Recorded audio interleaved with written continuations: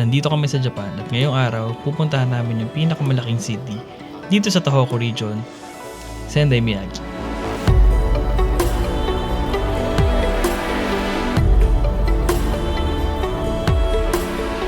Nandito na kami sa Sendai and first time namin makakapunta dito sa Sendai and here we are.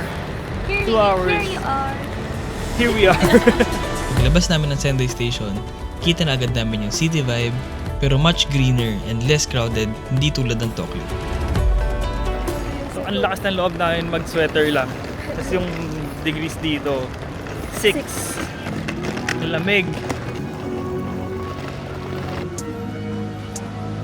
Yun yung pag-check-in na namin, Coco Hotel. Dito kami mag-stay sa Coco Hotel for 2 nights.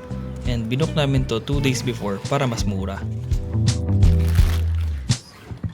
So dito sa Japan, halos lahat ng hotels na ganyan. Kukuha ka na sa baba ng mga cotton buds, razor, shampoo, lotion. Tayo lang ako dito, makikita niyo na kung ano meron dito. Doon yung CR. Ayun yung table, working table, bed, side table, TV. Pero at least yung TV, flat screen ngayon. Kasi yung last time namin na hotel, lumang TV pa. And yung view, also view, rooftop ng kabilang building. Nag-rest lang kami for about mga 30 minutes tapos lalabas na ulit kami. Una na yung pupuntahan is wala. Magla-lunch muna kami kasi hindi pa kami nagla-lunch. Naglagay ako ng extra scarf kasi malamig pala ngayon. Extra sweater sa loob since wala ka dalang jacket. Si madam parang hindi nilalamig. Half Japanese kasi ito eh.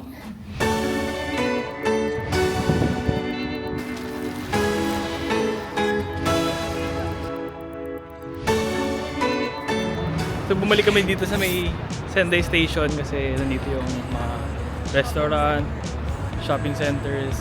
Wala kaming plano talaga for today. Kasi ngayon lang kami darating, tapos bukas pa kami may plan. This is Sendai, approximately 300 kilometers away from Tokyo, the biggest city in the Tohoku region. At ngayon, nandito kami dahil ang goal namin ng girlfriend ko ay mapuntahan lahat ng lugar dito sa Japan in the span of 5 years. Ano masasabi mo sa Sendai? Busy? Masyadong busy, pero you get to feel the city vibe here. Yeah. It's fun. Nandito naman kami ngayon sa Parco. Ito yung building na katabi ng Sendai Station at dito kami maghahanap ng mga kainan.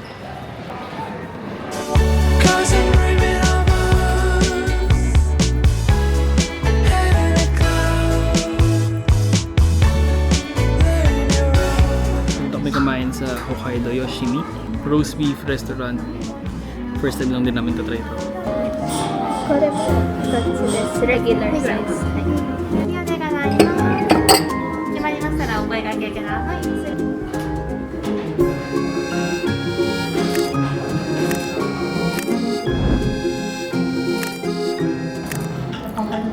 Hokkaido beef ribs, roast beef, and then roast beef, And beef tongue. beef tongue, Ang lambot ng beef tongue. specialty ng Sendai. Yup. At saka kaki, oysters. Good. Busog ka na? So, tapos na kami kumain and meron nakitang drink wala sa amin.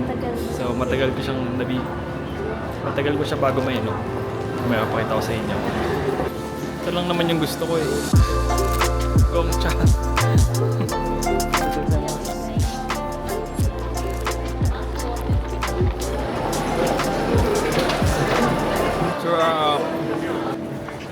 Gongcha for me. Zunda shake for her. Sarap ba yan? Parang masarap yan. Patigim nga. So hindi ko alam kung paano ito banggitin. AER lang ba yan? Air. So merong observatory sila sa taas. May 360 view sa taas. Nakita lang namin sa internet.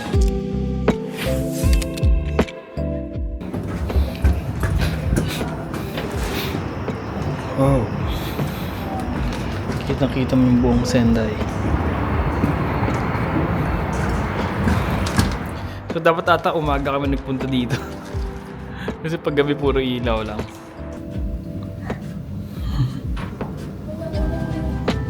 gusto ko yung mga ganito, parang na-appreciate mo lalo yung malayo na yung narating mo. Pero, hindi pa ganun kalayo, pero parang may progress ka sa ginagawa.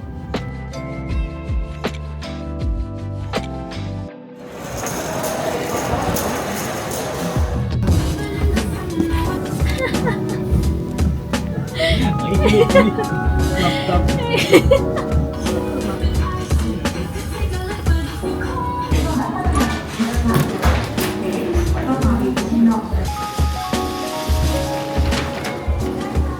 So bumili kami sa Uniqlo ng mga jacket. Kasi nag-pack kami, yung pack namin pang spring. Eh biglang lumamig pa ulit. So bumili kami ng jacket ngayon. Naghanap kami ng pwesto kung saan siya pwedeng isuot. Dito na lang.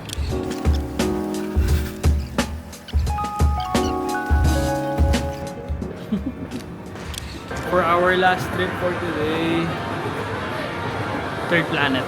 Claw machine na naman! Ay, basic daw. Pag nang-claw machine daw.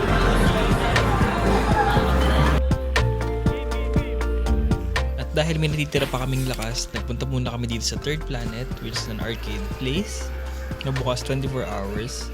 At dito sa Japan, since hobby nila yung mga ganito, almost every city na pupuntahan mo is meron mga claw machines, arcade games, and something na pagkakalibangan ng mga tao.